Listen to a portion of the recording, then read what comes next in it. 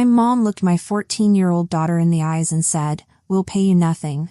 Then she laughed. My sister joined in like it was the funniest thing they'd heard all week. 4 weeks of work, full shifts, promises in writing, and they turned it into a punchline. I didn't yell. I didn't cry. I did something that would make them call me in a panic the very next morning. But let me back up, because this didn't start that day. This started the moment I walked through my front door and found Gabby sitting on the couch, staring at the wall. The house was silent. Not the good kind of quiet. The kind that makes your stomach drop before your brain even catches up. Gabby wasn't on her phone. She wasn't watching anything. She was just sitting there. Her shoulders were tight, like she was trying to hold herself together through pure force of will. Her eyes looked swollen. Used. I set my bag down carefully. "Hey, honey. What's going on?" Gabby blinked like she'd forgotten other people existed. "Nothing," she said. Too quick. Too flat. I sat down next to her. "I'm right here. Take your time." She tried so hard to keep it together. Her jaw clenched. Her breath went shallow. Then it all broke through anyway. "They said they're not going to pay me." The words hit wrong. Like my brain refused to accept them as real. "Not pay you?" I repeated slowly. "What do you mean?" Gabby's voice cracked. "Grandma. And Aunt Courtney." My stomach dropped. I knew Gabby had been working at their restaurant. It was supposed to be good for her, earning money for a trip she wanted for her 15th birthday. They'd promised her $14 an hour. Put it in writing. Sent her shift schedules like she was real staff. "They're just late, right?" I said automatically. "They said they'd pay you later?"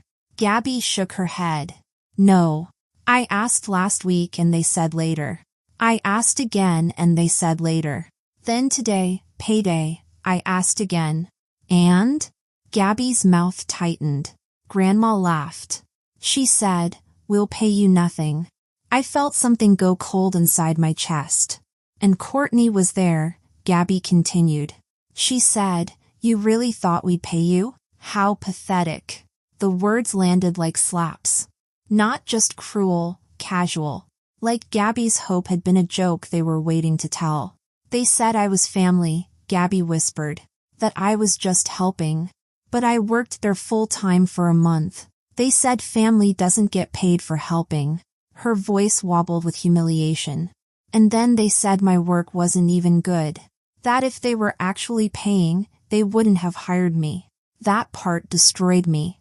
Not the money. Not even the stealing. The way they took something she'd been proud of and made it feel embarrassing. I could feel my pulse in my ears. But I didn't want Gabby to see me explode. She'd already been laughed at. "Did they say anything else?" I asked, keeping my voice steady.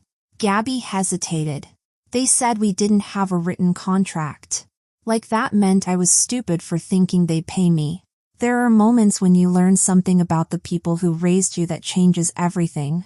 I picked up my phone. "I'm going to call Grandma." Gabby's eyes went wide. "Mom." I'm not yelling. I just need to hear it from her. I hit call.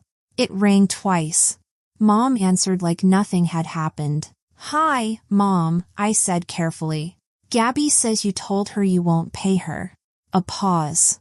A tiny, almost amused one. "Oh, she told you?" My stomach turned. "So it's true." "Yes. We're not paying her." I stared at the wall Gabby had been staring at. Now I understood why she'd looked hollowed out. "But you promised her." Mom made a sound between a scoff and a laugh. That was obviously a joke. "She's family. She was helping. She was working. Full shifts for weeks. She got experience. She should be grateful." I felt Gabby shift beside me like the words were physically pushing her down. And honestly, Mom added with casual cruelty, her work wasn't even good. If we were paying for that, we wouldn't have hired her. I didn't speak. Not because I had nothing to say, but because the anger had reached a level where words felt too small. Then Mom delivered the final knife. We didn't have a contract. So what exactly do you think you can do? Gabby made a sound that wasn't quite a sob. That sound did something to me. It didn't make me louder. It made me still. I ended the call. I pulled Gabby into me. She shook. She cried, not dramatic crying, the kind where you try to stop and can't. I held her tight. I'm so sorry they did that to you. I thought I did something wrong, Gabby said through tears. No. You did your job. They did something wrong. They laughed at me. I know. And you didn't deserve that. Not for 1 second. I didn't shout. I didn't call them back. I kept my voice steady because Gabby needed steady. But inside me, something had clicked into place. Soon, I would do something that made them regret everything. See, this didn't come out of nowhere. When I looked back, it felt like the final scene in a story that had been playing since I was small. I'm 3 years younger than Courtney. In my house, it meant everything. Courtney was the golden child. I was furniture. When we were kids, Courtney would pick an interest and the entire household would rearrange itself. Dance lessons, a new sport, some club. Mom and Dad would throw themselves into it. They'd drive her to practice, pay for private lessons, buy special equipment, sit in the front row and clap like she just cured cancer. And me? I clapped too. That was my role. She has practice, Mom would say. Just help out. So I helped. I washed dishes, folded laundry, took care of the little things so Courtney could keep being important. They weren't always cruel about it. They just treated Courtney like her life mattered more. By the time we were adults, the dynamic didn't disappear. It matured. Courtney got married, had 2 kids, Caleb and Scarlett. And I watched the favoritism become a family heirloom. Mom and Dad would talk about Caleb and Scarlett like they were tiny celebrities. They worried about their future. They set money aside. Meanwhile, when Gabby came up, the conversation shifted. Gabby needs to learn work ethic, Mom would say. It's good for her to work hard, Dad would add, like Joy was suspicious. Love was not poured on Gabby the way it was on Courtney's kids. Love was rationed. Approval was conditional. Then a few years ago, Courtney decided her dream was to own a restaurant. One day she just announced it like she was revealing her destiny. And Mom and Dad acted like this had always been the plan. Mom and Dad threw themselves into that restaurant. Except this time there was money involved. They started pushing me to support the dream, code for give Courtney something. Money, time, labor. You should invest, Mom would say. I told them no, because I have a daughter and bills and a college fund that matters more. Also, I didn't want to be exploited. They didn't like that. Every refusal became evidence of my selfishness. They also wanted free labor. Just come help on weekends. I went once. I watched the chaos. Watched how Mom and Courtney spoke to people like they were disposable. And I thought, I am not becoming part of this machine. So I stopped going. And then one day, Gabby came home glowing. I got a job at the restaurant. Aunt Courtney and Grandma offered. They'll pay me $14 an hour. It sounded respectable. Gabby was proud. She wanted to earn money for a trip tied to her 15th birthday. I had a bad feeling. I knew my family. But I couldn't imagine they would do to Gabby what they'd done to me. I couldn't imagine they would cross that line. And then we snapped back to the present. That line wasn't just crossed, it had been stomped on. That night, after Gabby finally went to bed, I sat at the kitchen table, replaying Mom's voice. We'll pay you nothing. As if my child's labor was a joke. I heard soft footsteps. Gabby appeared, clutching her phone. I can't sleep. I patted the chair next to me. I want to show you, she said. She started scrolling. Message after message. Shift reminders. Come in at 3. Can you stay late? We need you today. It wasn't vague. It was scheduling. Then she stopped. There.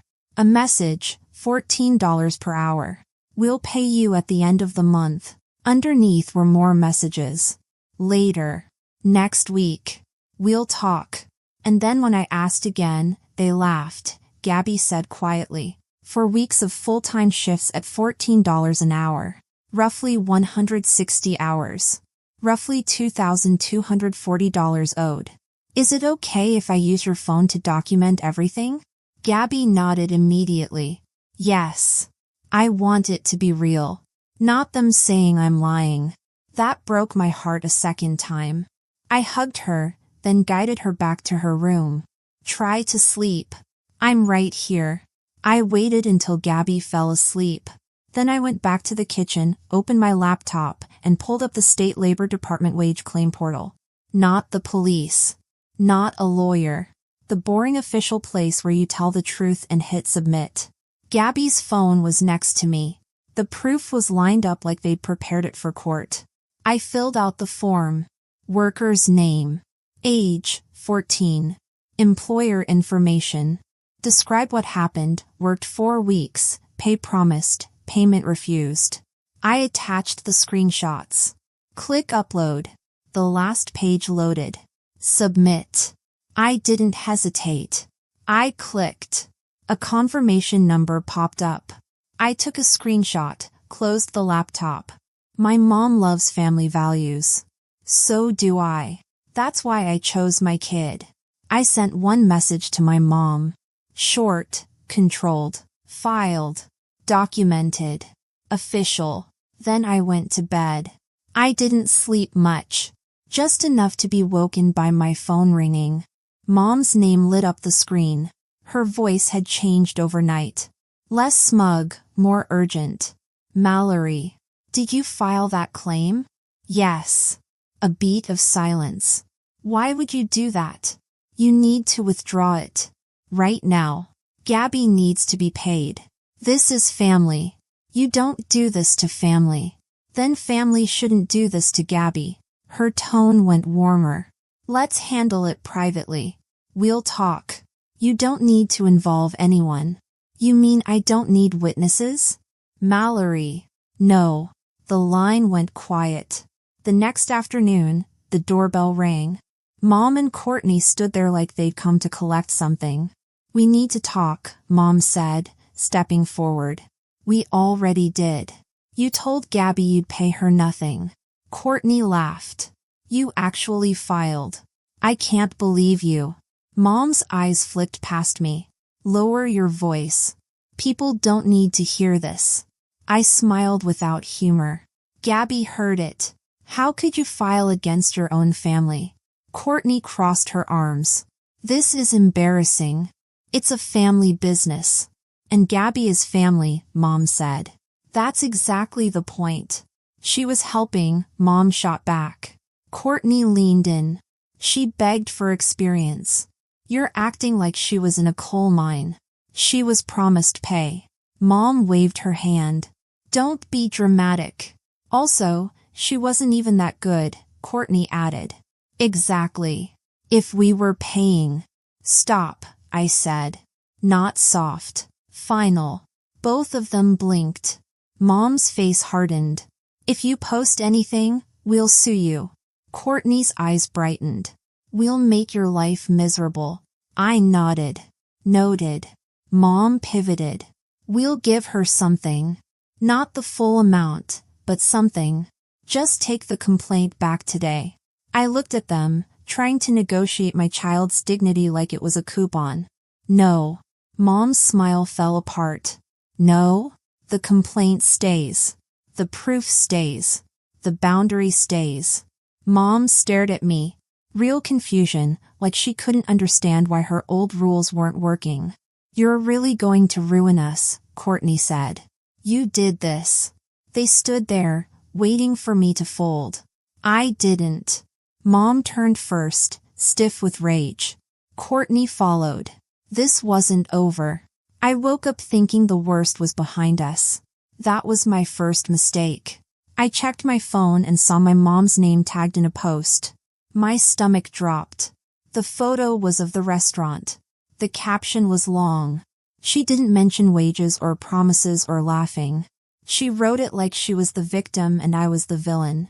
Then I saw the sentence being copied in comments. She demanded over $2,000 from her own family. Like Gabby had walked in with a list of demands. The comments weren't about my mom's choices. They were about my daughter. Entitled. Ungrateful. Kids today. I stared at the screen until the letters blurred. Then I heard footsteps. Gabby stood in the doorway, phone in her hand. She looked scared. Mom. Did I mess up? I set my phone down. No. Grandma says I begged for experience. You didn't beg. People are calling me things. I pulled out the chair. Come here.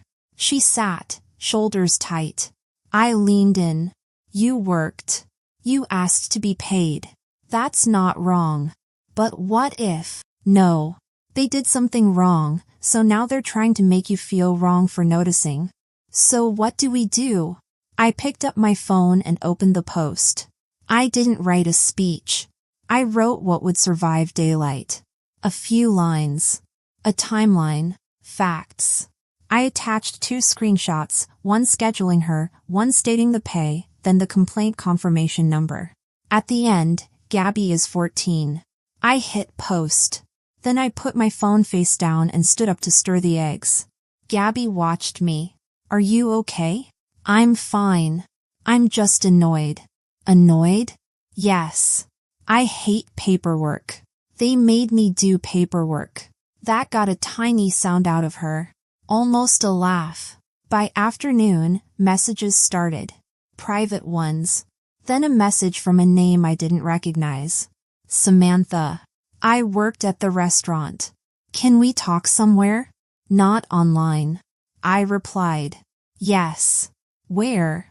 We met 2 days later at a cafe. Samantha arrived quick, tense.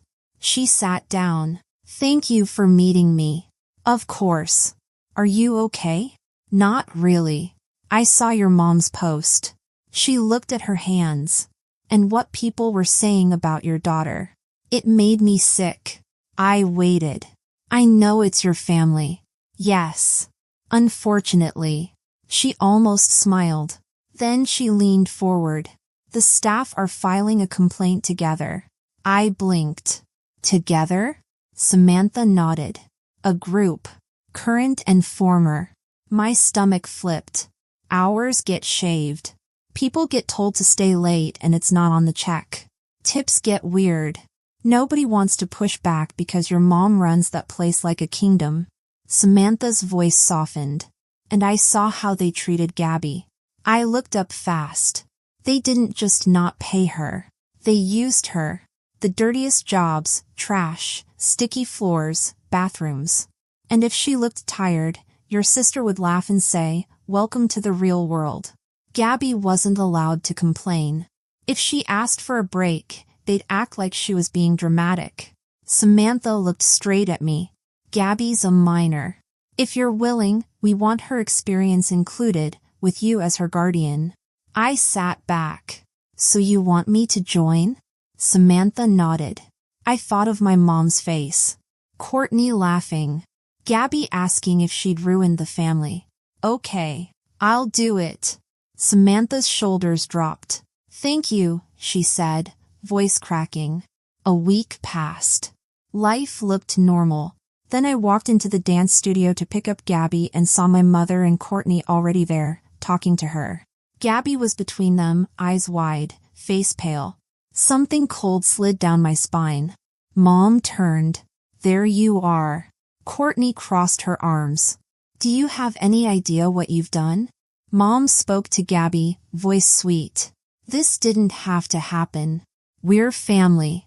You dragged strangers into this, Courtney snapped. You don't do this to family, Mom said. Gabby's lower lip trembled. I stepped forward and put myself between them and my child. Stop. We're talking. No. You're cornering her. Courtney scoffed. Gabby's fingers tightened around mine. You don't get access to her. Not like this. Not anymore. The anger cracked. Mom's voice dropped. You have to take it back. Mallory, you have to. Mom swallowed. We put the house up as collateral for the restaurant. If it falls, we lose everything. The room went still. Gabby stared at her. I squeezed Gabby's hand. You chose that. She didn't. So you'll just let us lose everything?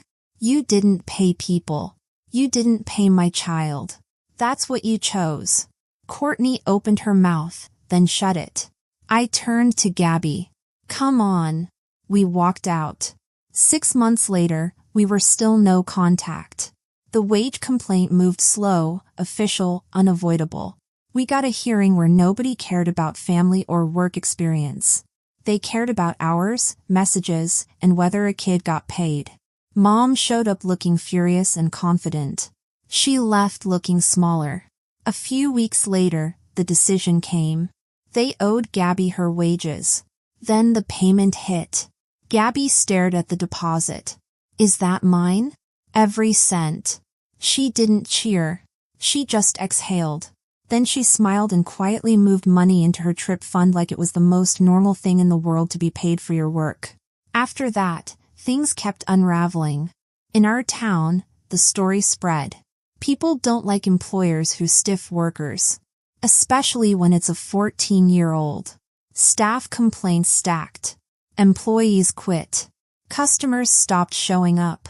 About a year later, I heard my parents had sold their house. They'd tied it to the restaurant, and when the business failed, the debt didn't. Gabby asked me once, did we go too far? We told the truth. They chose the rest. Life got quieter. Gabby got lighter. And I learned something I never would have believed. Cutting them off didn't break our family. It finally protected it. So tell me, did I go too far, or not far enough? Let me know in the comments, and don't forget to subscribe for more stories about standing up for the people you love when nobody else will. Because at the end of the day, family isn't who shares your blood. It's who shows up when it matters.